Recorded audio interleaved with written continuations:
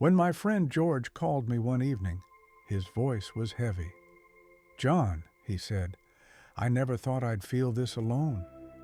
The house feels so empty, and I don't even know where to start to feel better." I listened, and I could hear the pain in his words. George had lost his wife just a year before, and now the loneliness was sinking in. He felt stuck, disconnected, and unsure of how to move forward.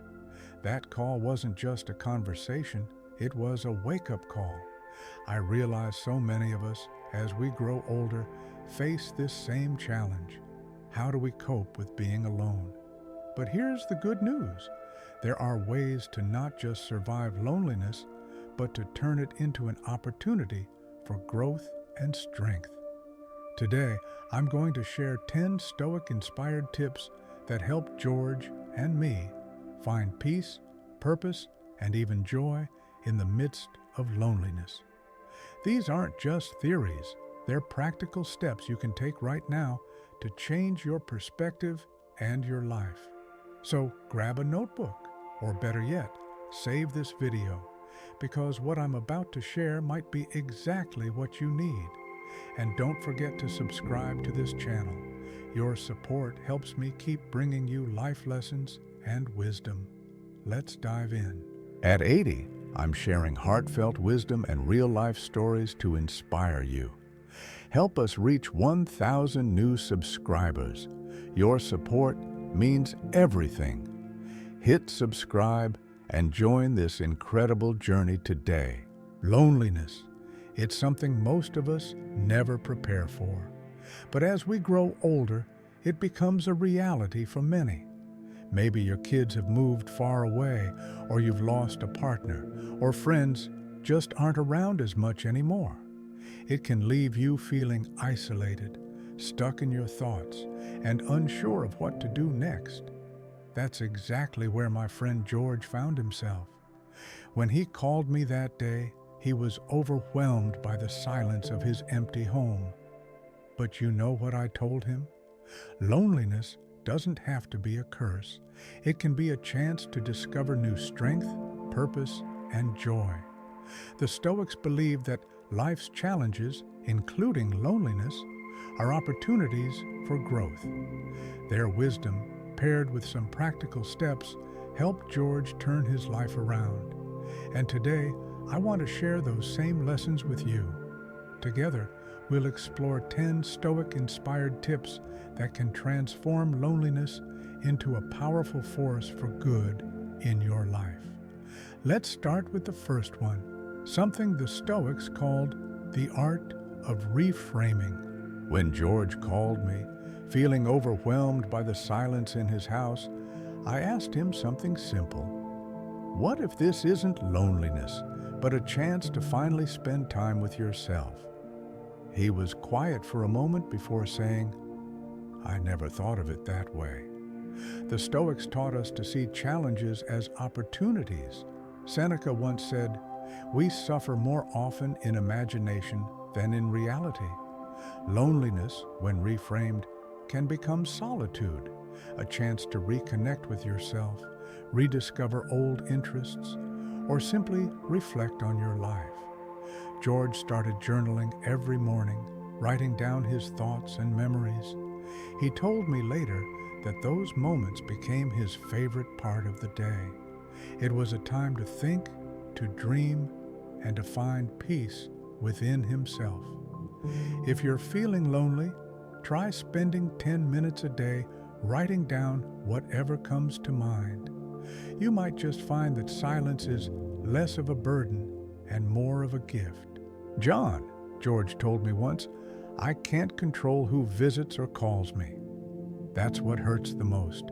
I reminded him of Marcus Aurelius's words, "You have power over your mind, not outside events. Realize this, and you will find strength." Instead of dwelling on what he couldn't control, George started focusing on what he could. He began gardening, creating a space filled with life and color. Every morning he'd water his plants and admire the new blossoms. He told me, "Taking care of my garden feels like taking care of myself. For you, it might be something else, a morning walk, a small home project, or preparing a meal. Even one small task each day can shift your focus from what's missing to what's possible. When George shared how much he missed the life he used to have, his wife's laughter, the sound of his grandchildren playing, I reminded him of Epictetus's wisdom. Do not spoil what you have by desiring what you have not. Instead of longing for the past, George began noticing the small joys in his daily life. He'd sit by the window, watch the birds at the feeder, and enjoy the warm sunlight streaming in. One day, he told me, I didn't think I'd find joy in such little things, but now I look forward to them. Here's something that worked for George. Every evening, he wrote down 3 things that made him smile that day. It helped him focus on what was still good in his life instead of what was missing. You might find that gratitude shifts your mindset in ways you didn't expect. Before we move to the 4th tip, if you're finding these helpful, please like this video. Your support inspires me to keep sharing wisdom with you. Thank you. George once said to me, John, I don't even know where to start making new friends. I asked him, what's something you love doing? That's where he found his answer. He joined a gardening club in his community. At first, he felt nervous, but soon enough, he was chatting with people who shared his passion for plants. Those connections became a source of laughter, companionship, and even a few potluck dinners. The Stoics believed that humans are naturally social creatures. Even if large gatherings aren't your thing, finding people who share your interests can bring incredible joy. Whether it's a book club, a walking group, or even an online forum, there's a place where you'll find like-minded people. I'll never forget the change I saw in George after he started volunteering at his local library. John, he said, I thought I was just helping others, but it turns out I'm helping myself too. Marcus Aurelius once said, what we do for ourselves dies with us. What we do for others lives on. Serving others gave George a reason to wake up every morning with purpose. Whether it was helping a child find a book or showing an elderly neighbor how to use a computer, those moments made him feel connected and valued. If you've got a little time to spare, consider volunteering. It could be at a local charity, a senior center, or even helping a neighbor with small errands. Sometimes the best way to ease your loneliness is by easing someone else's burden. George once told me he used to stay in bed longer just to avoid facing another lonely day. I suggested something simple. George, start your day with a walk. Don't think of it as exercise. Think of it as moving meditation. The Stoics believed that the body and mind are deeply connected. Seneca said, the body should be treated more rigorously, that it may not be disobedient to the mind. George began walking each morning, taking in the fresh air, noticing the rhythm of his steps, and feeling the sun on his face. Within weeks, he said, John, those walks aren't just about exercise. They clear my mind and make me feel alive again. Whether it's walking, stretching, or light yoga, adding mindful movement to your day can lift your spirits and strengthen your body. One day, George confessed to me that the news was making him feel even more isolated. It's just one bad thing after another, he said. I told him, George, the Stoics taught us to focus on what nourishes the soul, not what depletes it. Marcus Aurelius said, if you are distressed by anything external, the pain is not due to the thing itself, but your estimate of it. George decided to turn off the news and instead read uplifting books, and watch documentaries that inspired him. For you, it might be replacing TV time with a favorite hobby, calling a friend, or listening to calming music. By being mindful of what you consume, you can protect your mental well-being and create a more positive environment for yourself. George once told me, "John, I miss the big family gatherings, the laughter, the noise."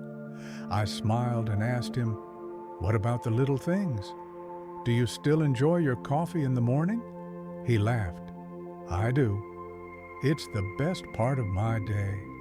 The Stoics taught that happiness often comes from simplicity. Epictetus said, "Wealth consists not in having great possessions, but in having few wants." George began to focus on those small joys, brewing his coffee, sitting in his garden, or watching the birds.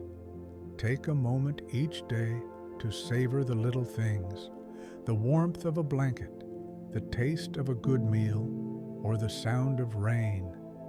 These small moments of mindfulness can bring great peace. One of my favorite moments was when George showed me a painting he'd done. "John, I never knew I could do this," he said, beaming.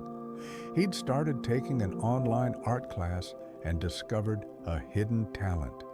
Seneca said, "Learning never exhausts the mind." Picking up a new skill or hobby is a way to keep your mind sharp and engaged. Whether it's painting, learning to cook a new dish, or studying a subject that interests you, the act of learning brings vitality and purpose to your days. If you've ever thought, "I wish I knew how to," now is the time to try. There are so many resources online and in local libraries to help you explore new interests. I remember George telling me about how he used to resist change. "I wanted everything to stay the same, John, the house, the memories, even the routines. But that wasn't realistic, was it?" The Stoics taught us to embrace impermanence. Marcus Aurelius said, "You could leave life right now. Let that determine what you do and say and think." George began to let go of clinging to the past and instead started cherishing the present. He told me, "I started focusing on the memories that make me smile, not the ones that make me sad. And I started creating new ones, even if they're small." By accepting that life is constantly changing, you can find peace in the present moment and open yourself to new possibilities. Loneliness can feel overwhelming, but as George's story shows us, it's also an opportunity to grow, to connect, and to rediscover the beauty in life. These 10 tips, rooted in Stoic wisdom and practical actions, can help you turn solitude into strength and purpose. Now, I need your help to grow this community. My goal is to reach 1,000 subscribers, and your support means everything to me. If this video resonated with you, please hit the like button and subscribe to the channel. Don't forget to press the bell icon so you never miss another piece of life-changing wisdom. Also, share your thoughts in the comments. Tell me which tip you'll try first, or share your own experiences. Let's learn and grow together. Thank you for being here, and remember, even in loneliness, there's always room for hope and growth.